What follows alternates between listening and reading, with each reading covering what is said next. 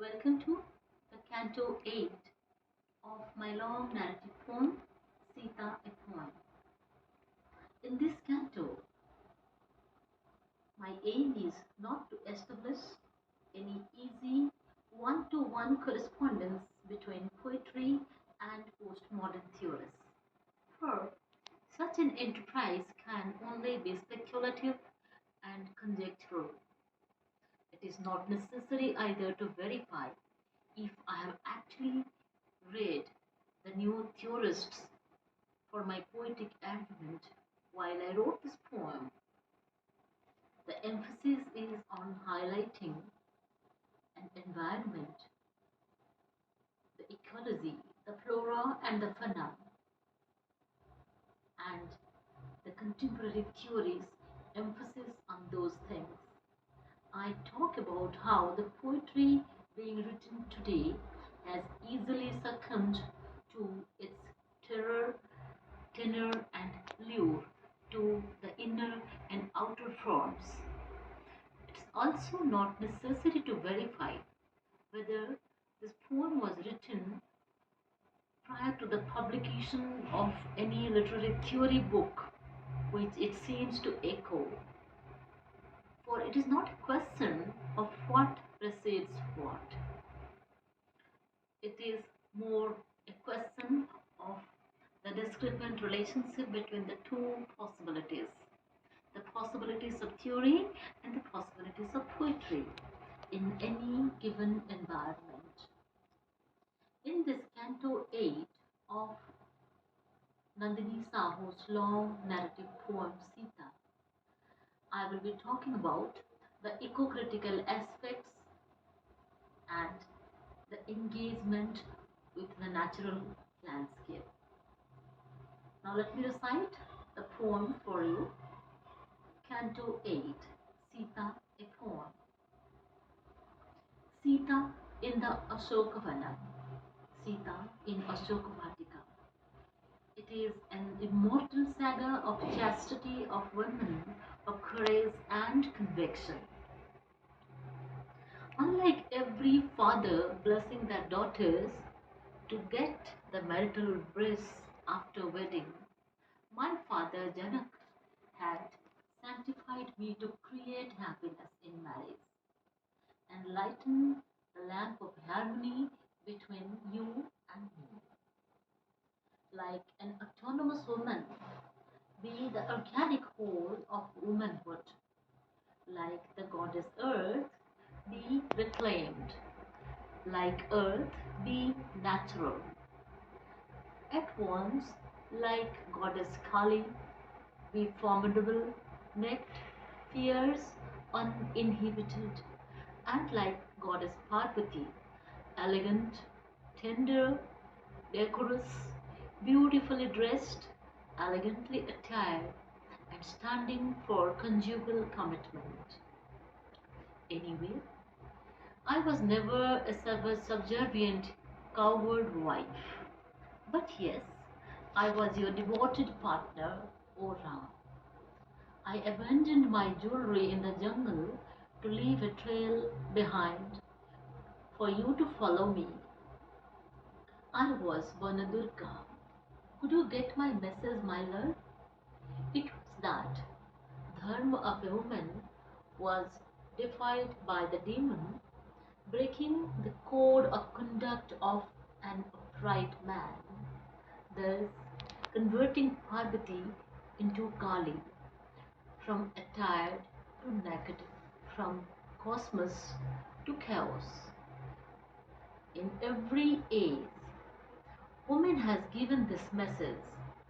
Adore her, she is Parvati, Lakshmi, Saraswati.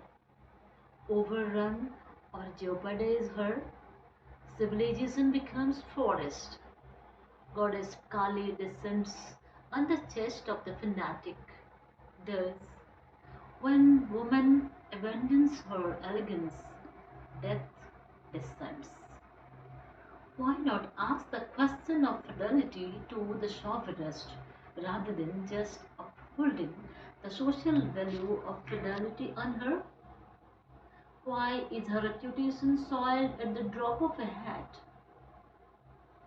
My father, King Janak, had got me from the golden casket in a furrow.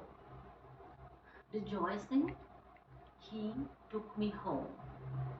So, I am the essential orphan, the girl child.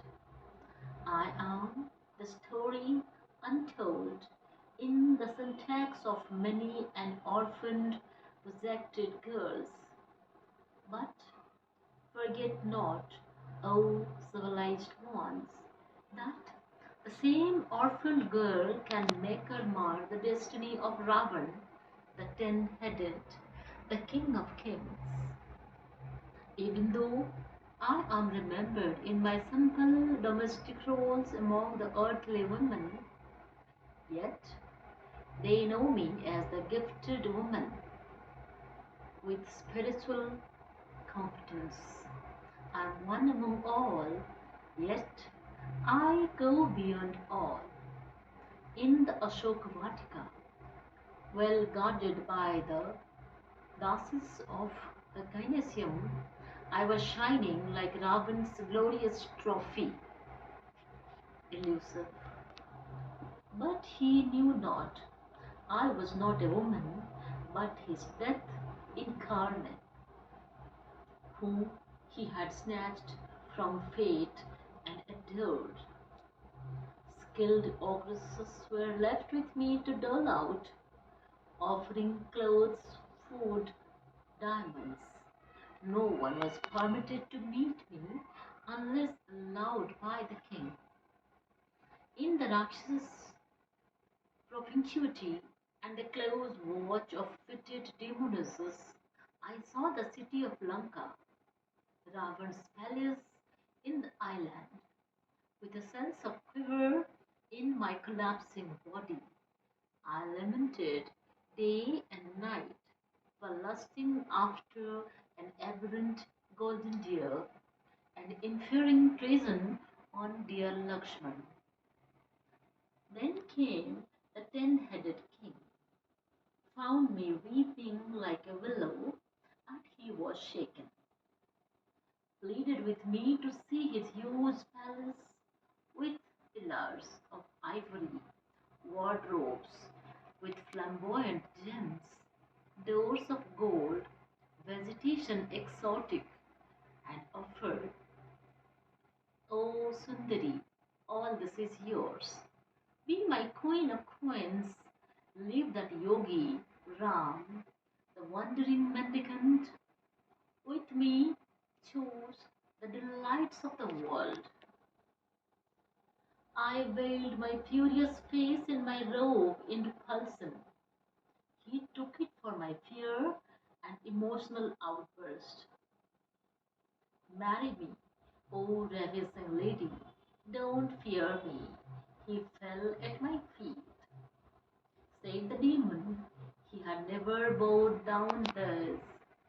I cordoned myself behind a plain, thin green grass and ordered, without my wish, no one can cross this boundary of the grass,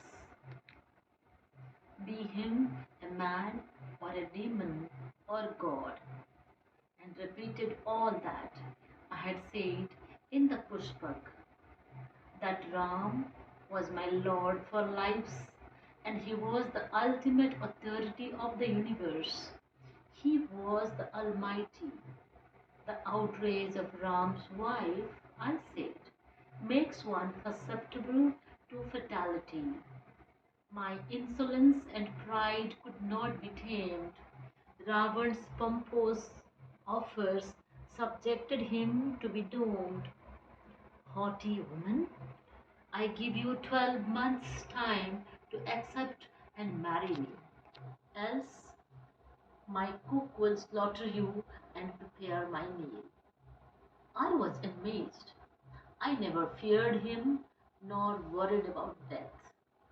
My ruthless, jagged wardresses couldn't panic me, couldn't confab the contingent of Rakshas and the rivaling eternities of time, nothing could budge me by an inch, because I was chanting your name, Ram Nam, breathing in your love, my Redeemer. I accepted the wisdom that Ravan has given me 12 months' time.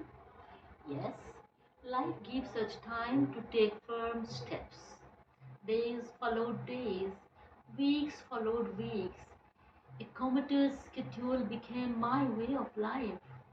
In captivity, days were a nightmare, nights pierced like stiletto. No was the only word I articulated to all. Water was my only food intake for days and days. My 13th year of leaving Ayodhya was here. This was the year of purgation of my soul, the year of my ordeal of patience and perseverance. Now I distinguished illusion from the real. After a few months, I made friends with Tijala and Anala, Vibhishan's and Sarama's daughters. Vibhishan, Ravan's younger brother, and his wife and daughters were your devotees, resembling lotuses in the midst of mud. Belonging to the Rakshas race by birth, even they were the preservers of Dharma. I was told about Queen Mandodari, Ravan's virtuous wife, mother of Indrajit, and about Sulochana, Indrajit's wife, the Naga princess, the noble and wise woman. Ravan hated Vibhishan, his wife and children. Tell me, O Ram, righteousness incarnated, why grace was disparaged and redemption faced judgment, why vice was rewarded and virtue punished.